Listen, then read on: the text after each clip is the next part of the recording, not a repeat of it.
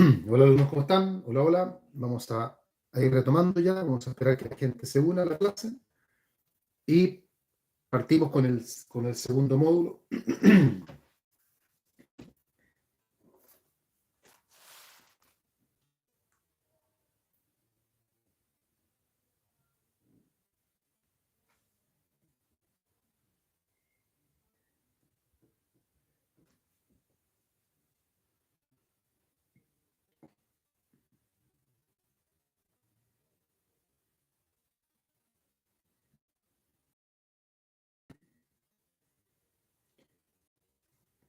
Dándose ya por YouTube, vamos a esperar un minutito que estén ya los que vayan a seguir por ahí y continuamos entonces con la clase.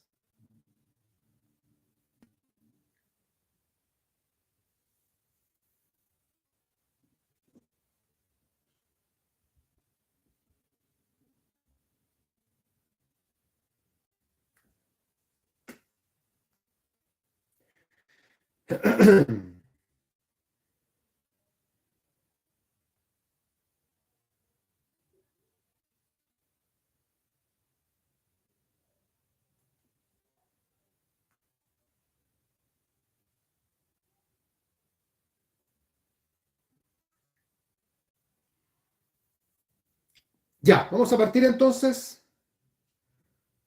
Vamos a ver en este segundo módulo un tema que también se va a ver bajo la forma de un paralelo y que implica comparar en sus aspectos generales al matrimonio con el acuerdo de unión civil.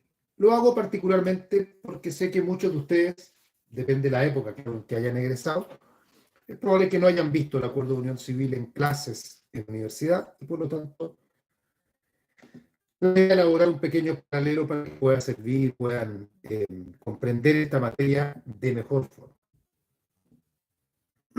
Dicho lo anterior, bueno, no es primera vez que hacemos paralelos, no será la última tampoco.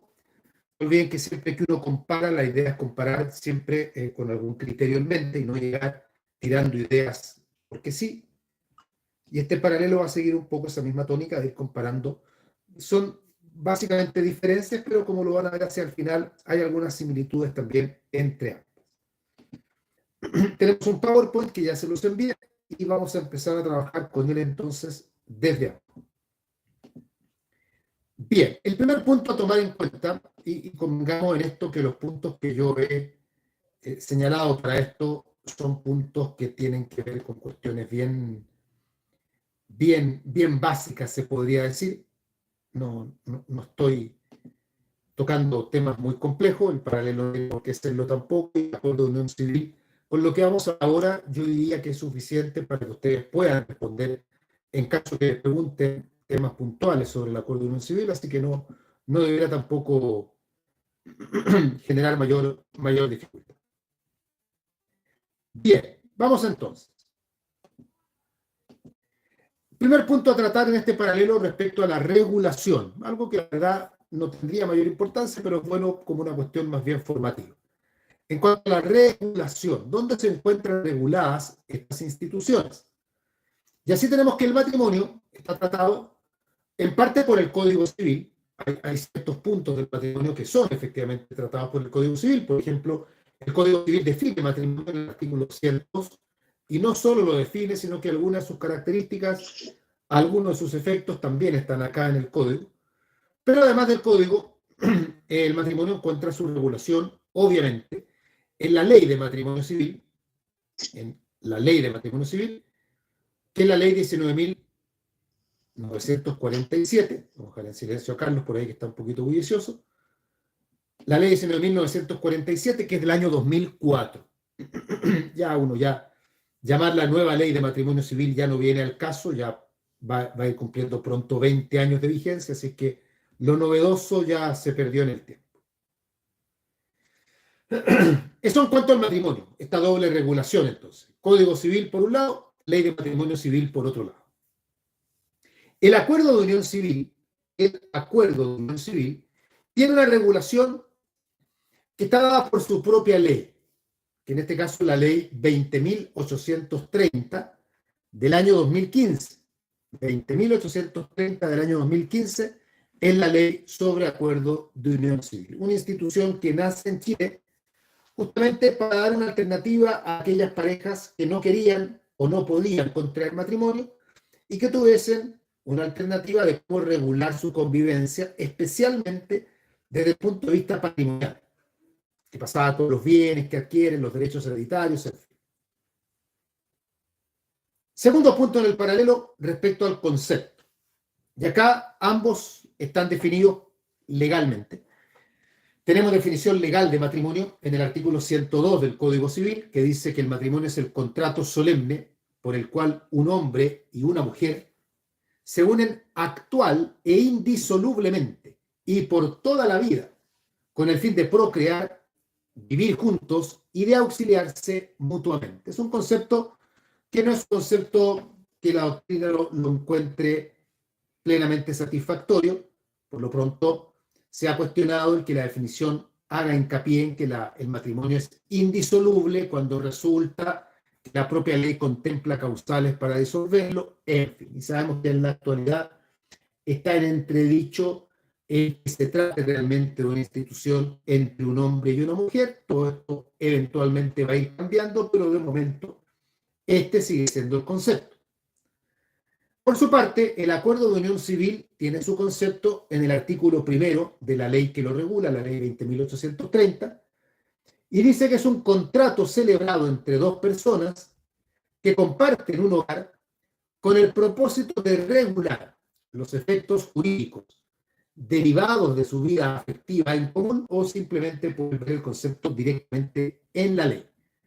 Estos son los conceptos, son conceptos legales y por lo mismo hay que aprendérselos entonces. Tercer punto, en cuanto a la naturaleza jurídica. En cuanto a la naturaleza jurídica. En el matrimonio se discute, y todavía se discute, sobre si el matrimonio es o no es un contrato. Están los que proponen que sí es un contrato porque tiene todas las características propias de los contratos, acuerdo de voluntades, que genera derechos y obligaciones, en fin.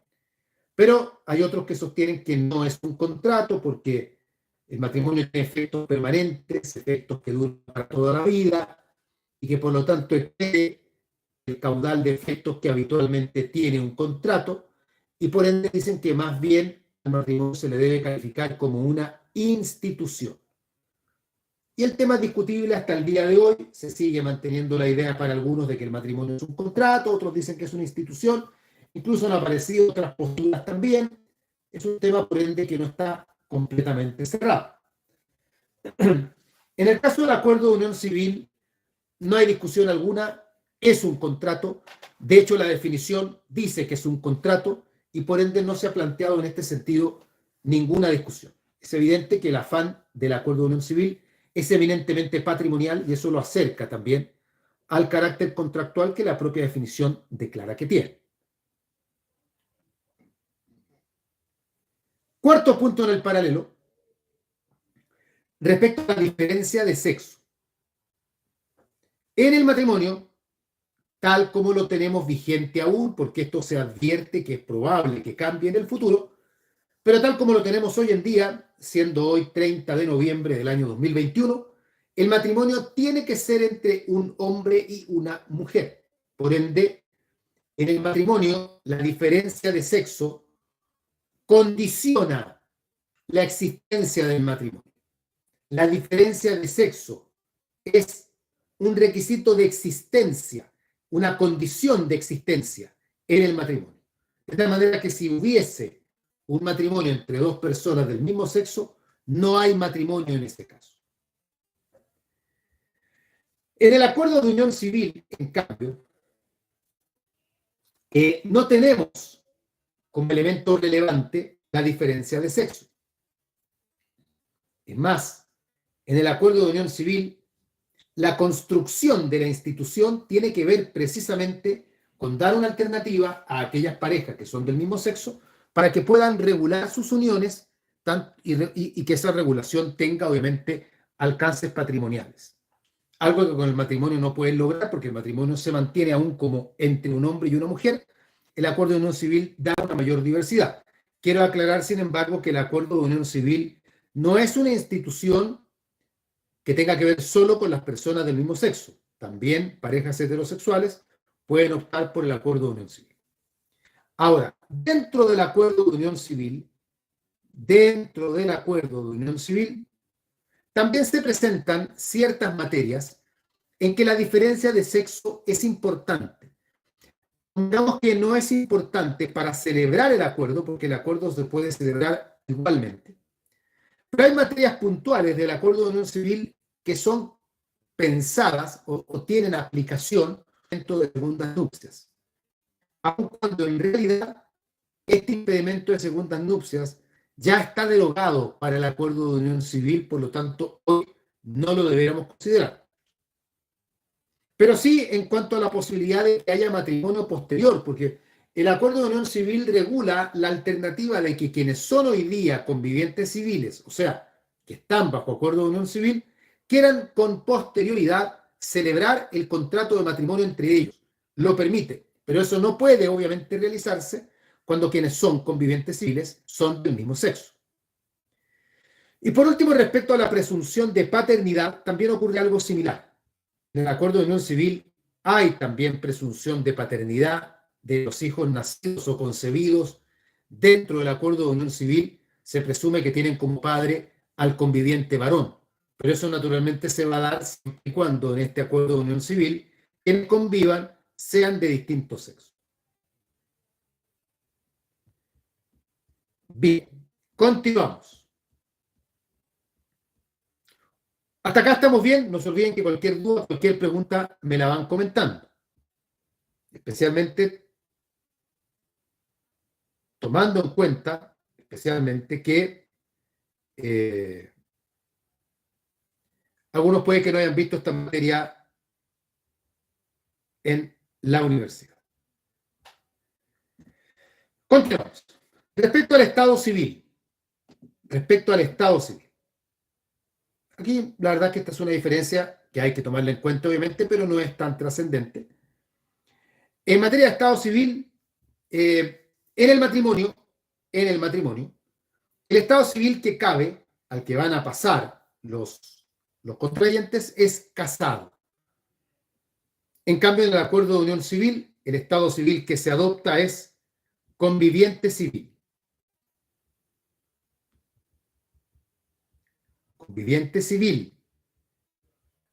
O sea, no conviviente a secas. Ojo, conviviente civil.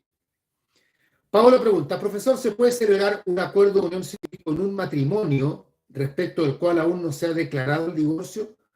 Ya, asumo que lo que me está tratando de preguntar Paolo es si podemos contraer acuerdo de unión civil con una persona que está actualmente casada y no divorciada aún. No se puede. Cualquier persona que haya estado casada puede celebrar acuerdo de unión civil, pero ese matrimonio tiene que haber terminado. Por divorcio, por nulidad, por muerte, en fin, pero tiene que haber terminado.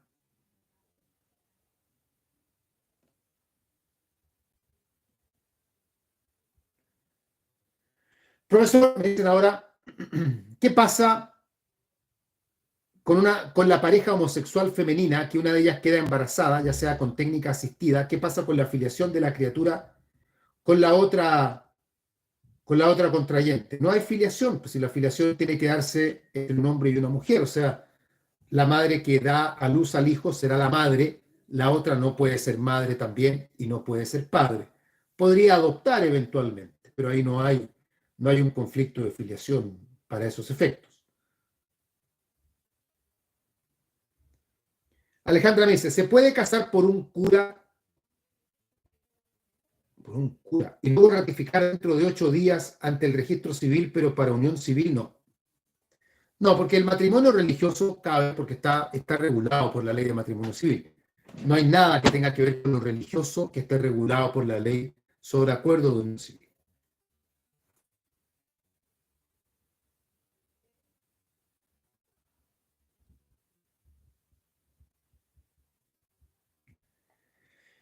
Bien, continuamos. Seguimos con nuestro paralelo. Nos vamos ahora a el punto número 6, me parece, que tiene que ver con el parentesco. En el caso del matrimonio, A consecuencia del matrimonio se va a producir parentesco por afinidad. Vamos a tener parentesco por afinidad. Y lo importante o lo relevante es que ese parentesco por afinidad se va a mantener incluso luego de que el matrimonio se haya disuelto.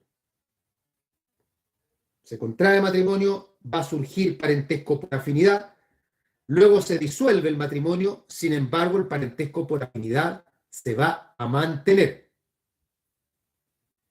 En el caso del acuerdo de unión civil, también tenemos que a consecuencia del acuerdo va a surgir parentesco por afinidad. Sin embargo, en el acuerdo de unión civil, ese parentesco por afinidad se termina una vez que el acuerdo se termina. Una vez que el acuerdo termina, con ello termina también el parentesco por afinidad. O sea, hay una diferencia importante, y es que en el caso del matrimonio, el parentesco por afinidad se mantiene a pesar del matrimonio.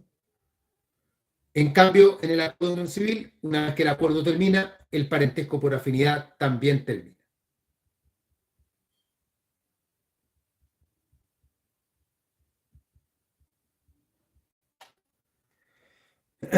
Continuamos. Punto número 7. Respecto a la solemnidad. Tanto el matrimonio como el acuerdo de unión civil son solemnes, pero las solemnidades no son las mismas. En el matrimonio, la solemnidad está determinada por la presencia de 2 testigos hábiles.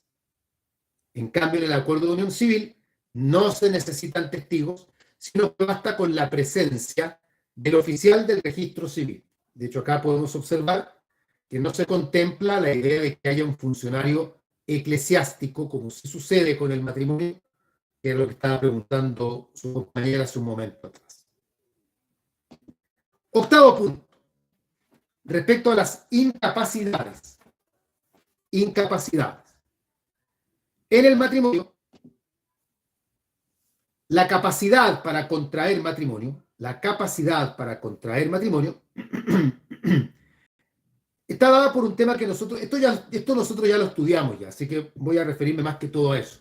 Están los impedimentos dirimentes, tanto absolutos como relativos, que determinan quiénes son incapaces para contraer matrimonio. Entre ellos me interesa destacar que se puede contraer matrimonio teniendo ya al menos 16 años de edad.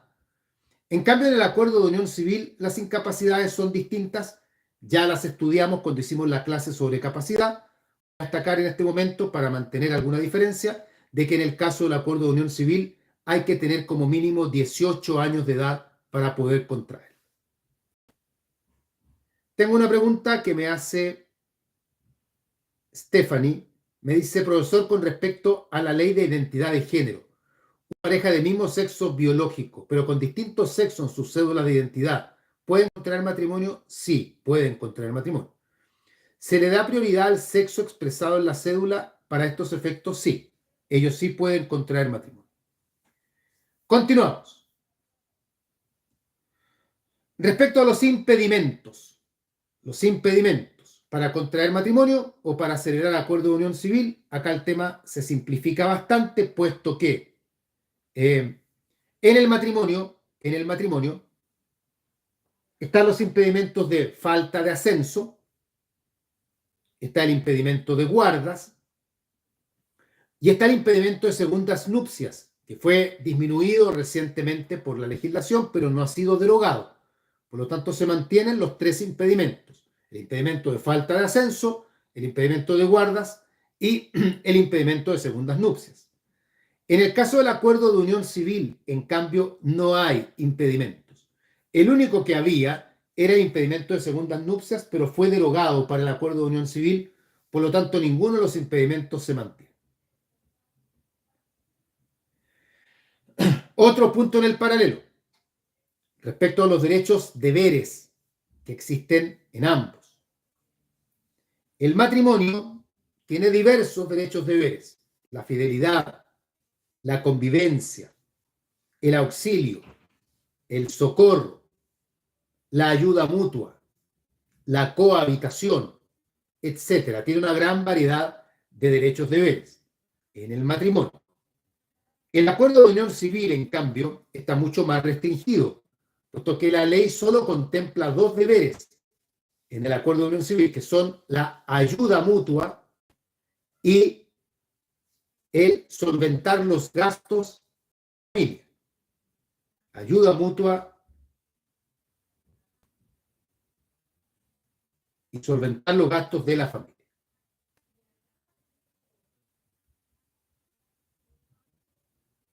No hay, por ley al menos, no hay deber de fidelidad, ni deber de convivencia, ni nada parecido.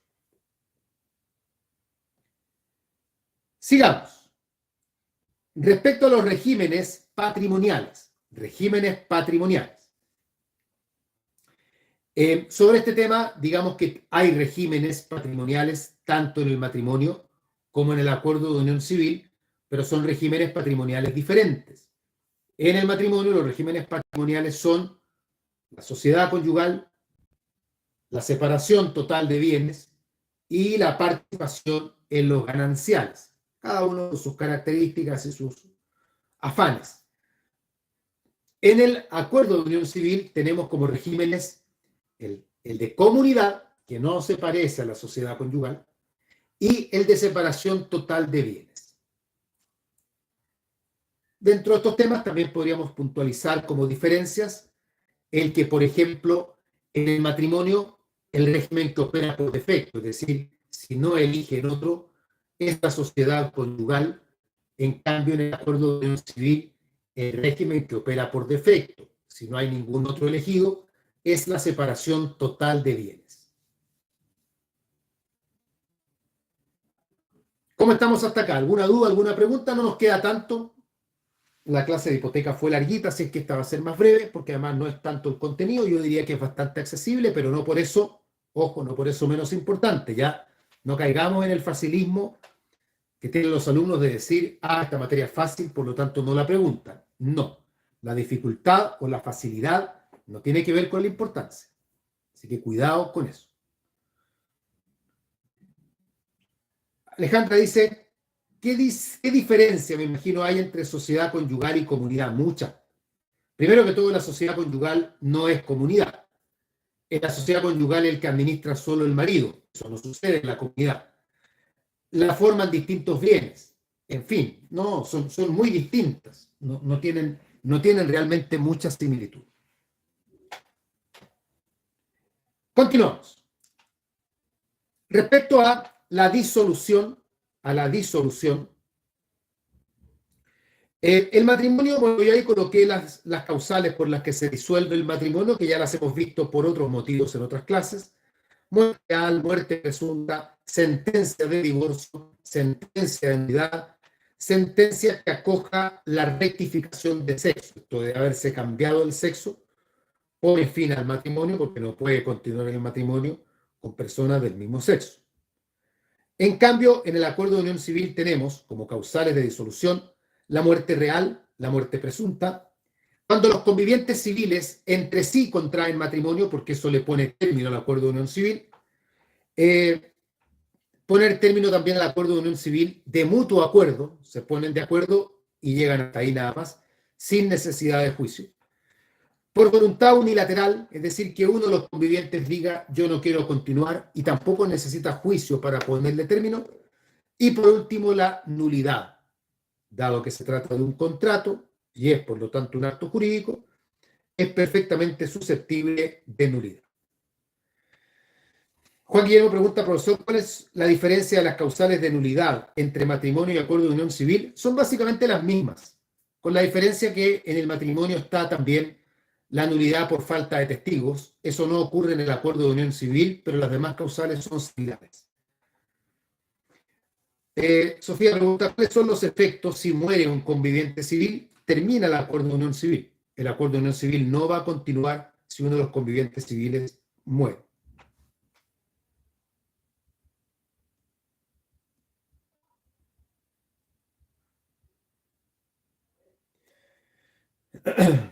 Profe, me preguntan acá, Franco dice, en el acuerdo de unión civil, en cuanto a su disolución, ¿es obligatorio patrocinio de abogado? Si es nulidad, sí, pero las demás causales de disolución no requieren juicio, por lo tanto no hay necesidad de patrocinio de abogado. Alejandra pregunta si en caso de muerte el conviviente civil se transforma en viudo. No. En caso de muerte el conviviente civil vuelve a su estado civil anterior. La viudez es un estado civil que está solo vinculado con el matrimonio.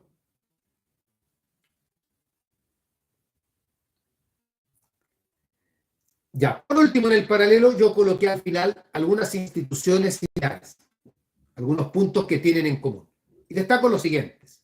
Número uno, tanto en el matrimonio como en el acuerdo de unión civil existen los mismos derechos hereditarios, los mismos. Así como el cónyuge es legitimario, por ejemplo, el conviviente civil también es legitimario. Así como el cónyuge puede participar en la cuarta de mejoras, el conviviente civil también puede participar de la cuarta de mejoras. Es decir, lo mismo, son los mismos derechos hereditarios. Además, yo agregué ahí que la institución de los bienes familiares opera también tanto en el matrimonio como en el acuerdo de unión civil. Hay en ambos la posibilidad de que se declaren bienes familiares. Y por último, la compensación económica también opera en el acuerdo de unión civil, tal como opera en el caso del matrimonio. Sofía está preguntando por la sucesión en el caso del conviviente civil. Creo que ya lo he respondido ahora, al señalar que el conviviente civil sobreviviente tiene los mismos derechos que el cónyuge sobreviviente.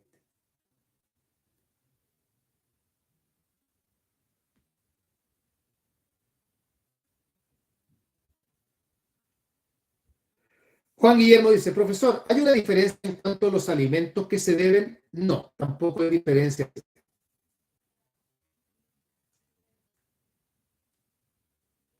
Bien, señores, ¿algo más? ¿Algo que decir?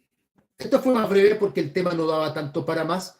Ya hemos entrado con esto en derecho de familia. Mañana seguiremos con, mañana es miércoles, sí. Mañana seguiremos con derecho de familia. Así que ahí veremos otros temas. ¿Dudas, preguntas, comentarios? ¿Algo más que agregar? ¿Algo más que decir? No pareciera. La gente que está por YouTube, ¿YouTube ha tenido alguna diferencia en comparación a ayer o sigue igual inestable? Yo no he hecho nada.